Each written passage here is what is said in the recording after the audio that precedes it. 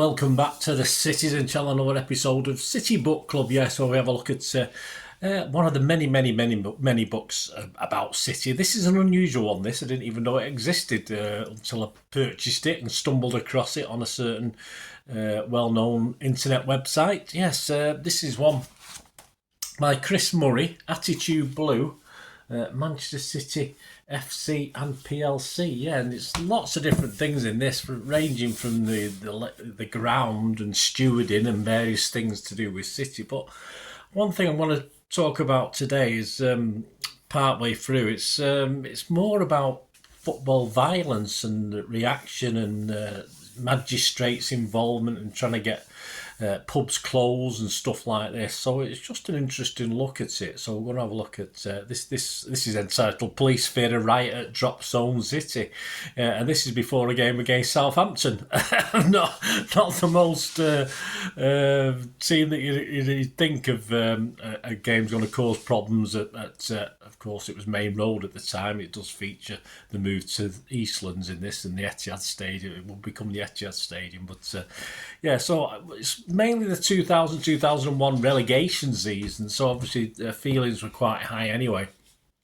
But I'll read a little excerpt from this. It's quite interesting. Look at City at the time, of course. Please, if you are new to the channel, enjoy what I try and do. It's like I always wanted to do a City magazine that was thwarted by a guy called Peter Swales back in the day. So this is like a vlog magazine that I do with stuff like this, information, City past and present, of course, all the history stuff, games, players, you name it. And this is just another side of it. So I hope you enjoy it. And if you are new to the channel, please push that subscribe button, push the bell notifications, everything. City past and present, as I said, as long as I can keep going. Great to have you on board. You do check through the channel and see stuff on film and TV as well. Another passion of mine. I don't get as passionate about that as I do about City, but so if you fancy that. And we do have memberships now for the channel, guys. If you just 99p a month, you get access to everything, early access to all my vlogs. Some of these history vlogs and this sort of vlog don't get published for literally months. There's a big library of stuff there, but you can dip in and out. And where available, of course, there's no script for this one because I'm reading from the book itself, but yes, where available, like players, matches, the scripts are available for you to have as well. As if you like your history, you get a hard copy of the history. As I'm recording this, I've recently done a big about 1.5 hour vlog or split into 5 parts on Julian Alvarez, who recently left us when I'm recording this. So you get all the hard copy if you want to have a look and use it for your own, use it for whatever you want. You can do whatever you want with it. So great to have you on board. If you can join that, of course, if you just give us a like, that's wonderful. And we do, of course, after sponsors for the channel as well now. So if you can help us out with that, there'll be some a listing of my socials will be appearing before we finish this today. But let's get on with this little story from Attitude Blue, Manchester City FC and PLC by Chris Murray. Yes, an interesting tome. It's for students of Manchester City, I think. Some interesting stuff. Let's talk about this Southampton thing first of all. It's police fear a riot at Drop Zone City. This is from various media representation at the time. Police fearing a full-scale riot at City on Saturday have been thwarted in a legal bid to impose a booze exclusion zone around Main Road. Magistrates blocked a request by officers to close off 18 pubs and off licences earlier in the week, saying they had to wait until nearer the match day to argue their case in court. But officers have now decided not to go ahead with the application, opting instead to increase police activity on the day to ensure no trouble breaks out. GMP believes fans' frustration at the threat of dropping out of the Premiership could trigger clashes with rival supporters and police. The game against Southampton has now been reclassified as having a higher chance of trouble. Yeah, we're still a way to go when we play Southampton. There's still quite a few games left, so very odd. Anyway, continuing that on, the claims made in court were angrily dismissed by City's chief operating officer, who defended the record of the club's supporters. The row flared after police appealed to magistrates to close pubs and off licences near Main Road ground for nearly 12 hours between 7 a.m. and 7 p.m. on the Saturday. An inspector said extreme measures were needed to avert a riot. and fellow officers had been forced to deal with riot situations at City's last 2 home games. The inspector applied for a ban under Section 188 of the Licensing Act in 1964 if a riot or tumult is happening or is expected to happen. He told the court there have been riots. We will show that a riot and a tumult has occurred at the last 2 matches, but the bench refused on the grounds that the legislation could only be used when threat of disorder was more immediate.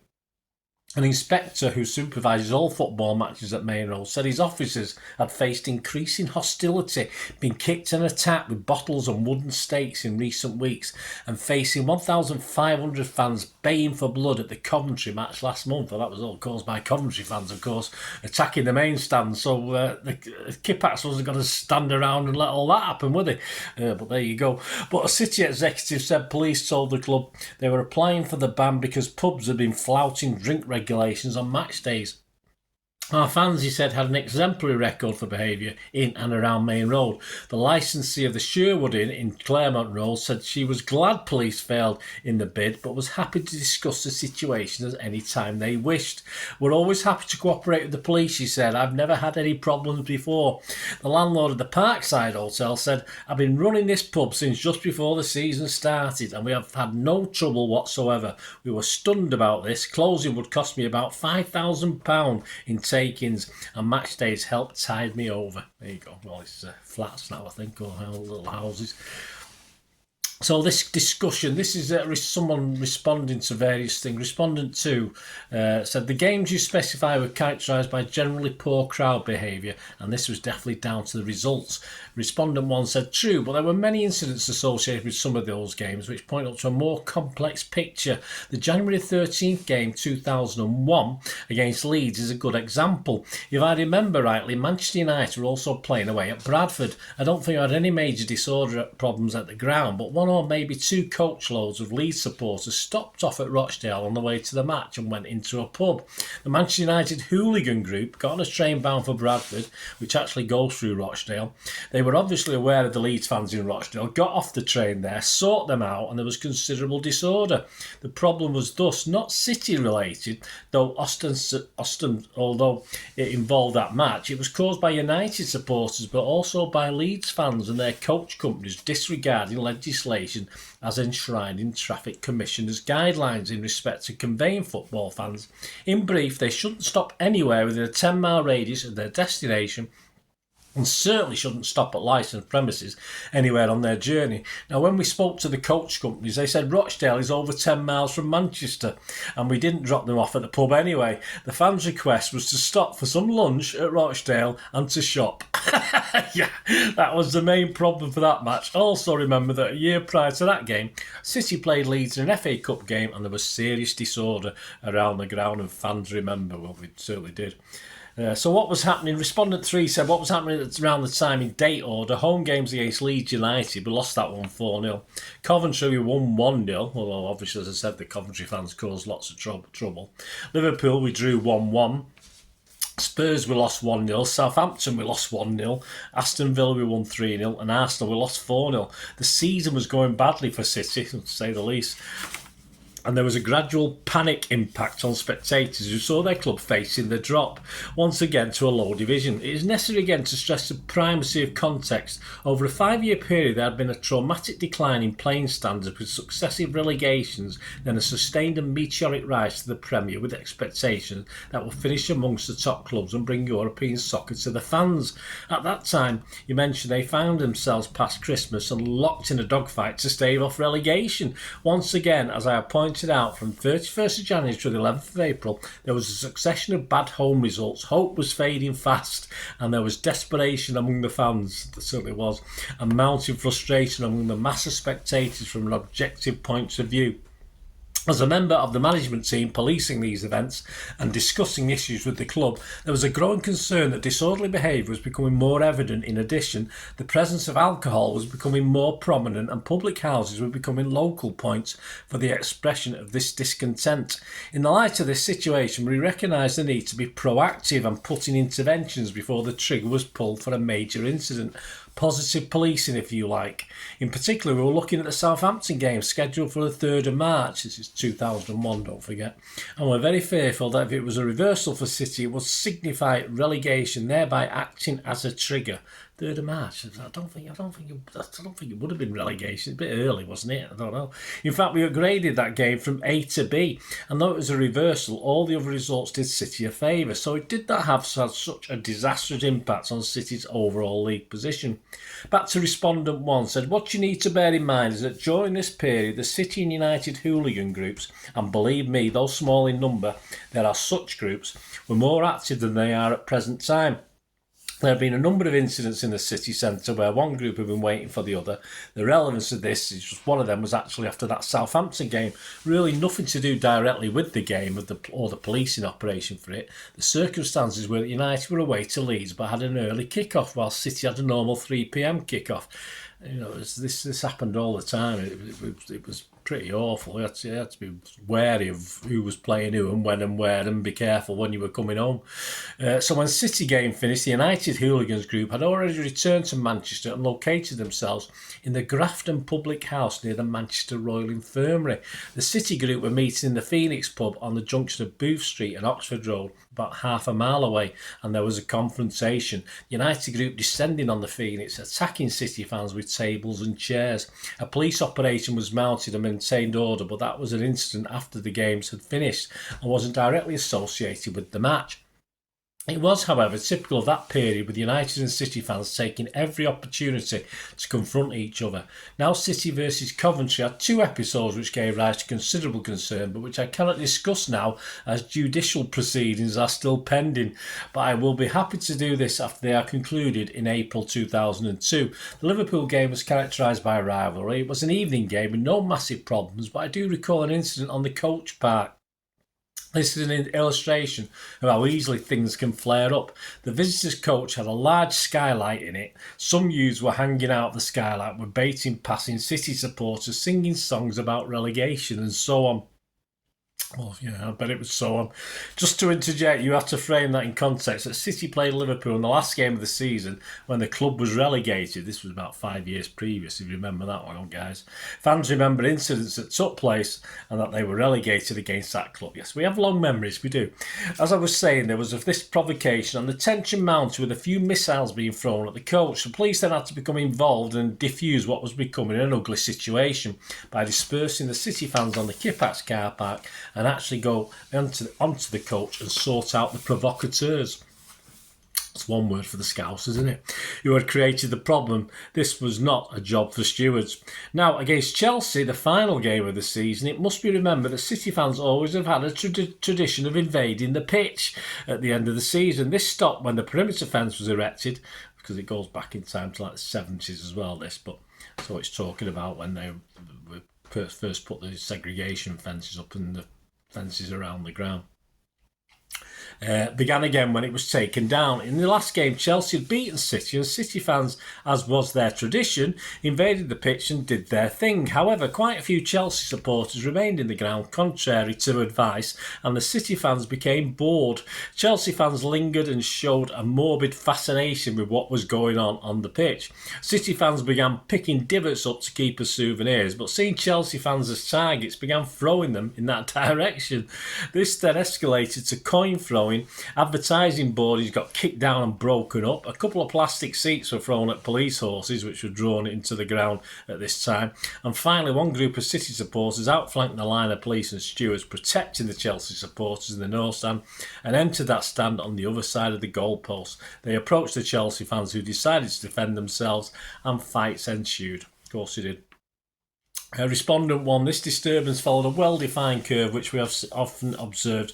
You can sense something is building up from increased noise levels from the crowd, heightened arousal. It's a lot about football. The throwing of missiles follows, and there comes a point when it comes to its peak and can't really get any greater because police resources outweigh the opposition and extinguish it. It is fair to say, said Respondent 2, that on this occasion there was hand-to-hand fighting. On the arrival of the first police officer, it stopped. The stewards were unable to control or contain it and were attacked. Again, it showed clearly the limits of stewarding. The stewards do not ultimately have the power to arrest, and people are aware of that. Even if they did arrest, they would be in the same position as the police. Your numbers start diminishing and are depleted once you begin arresting. Consequently, you can never correlate the seriousness of disorder with the number of arrests. Once you begin extracting individuals, your resources are depleted. Remember, for every prisoner, you lose 2 officers. If you lock up 10 people, you have 20 officers out of commission. And also, what do you do? What do you do then do with them? As soon as they are arrested, there is a duty of care. You cannot just throw them in a cage and go back for another 10. You can only police an event within the realms of the law. These are the dilemmas of control. It becomes an art of form and very complex. Let us now leave the question of the myth and reality of mobs an issue of Riot and so on, and look ahead positively. Is any forward planning with regards to police arrangements for City's intended move to their new stadium for the 2003-2004 season? Well, there you go, guys. I'll finish it there. Obviously, they were looking at back at main roll. Of course, that was 2001. Yeah, definitely problems. But when you see something like banning orders for a game against Southampton, you perhaps don't realise just how serious things were away. I mean, if you went to the games in those days, if like me, you sort of knew where the trouble might be, etc. And unless you wanted to get involved, you knew how to keep out of it, which obviously I learnt in the 70s going to various places. You know, I have actively got involved, which I did, I'll have to admit to it, when I was a kid, or I definitely sort of found ways not to get involved, and that's how it is. But that's a great book. My thanks, Chris Murray. Attitude Blue. It's just totally different. It's just totally different to any other City sort of linked book I've ever read. It's well worth having a look if you can get hold of that, guys. It's a wonderful, a really great read. Really, I've not read through it all yet, but very, very interesting. Anyway, thanks for watching, guys. Yeah, if you are interested in sponsoring the channel, the socials are on screen there. And I say, if you want to get a membership, 99p a month, that'll be absolutely wonderful as well. Or just give us a like. I mean, that doesn't cost anything, does it? Just give us a like and support the channel. Help me keep going and keep doing these things. And let us know any memories, guys, of anything I spoke about there. Did you remember that build up to that Southampton game being all fraught? I mean, of course, we all have memories of that Coventry game, which was shocking. I got threatened with a truncheon only because I was I was in the Kippax. We used to sit on the front row for the last 3 or 4 seasons of the Kippax. And, of course, when it all kicked off and the Coventry fans started attacking the main stand, we all sort of moved in that direction, as like just instincts. And of course, I got threatened by a policeman. I was with my lad, so obviously he was a teenager then. So obviously I wasn't daft enough to take things further. But it was just the fact of he just reacted to obviously a wave of City fans began to move as though we were going to try and get onto the pitch and over to the main stand where all the trouble was going off. But there you go. Let us know your memories. Until we meet again, guys. Great book, as I said, fantastic. Until we meet again, that's one thing, don't please. Stay safe, everyone, especially you Blues. And come on, City. Bye for now.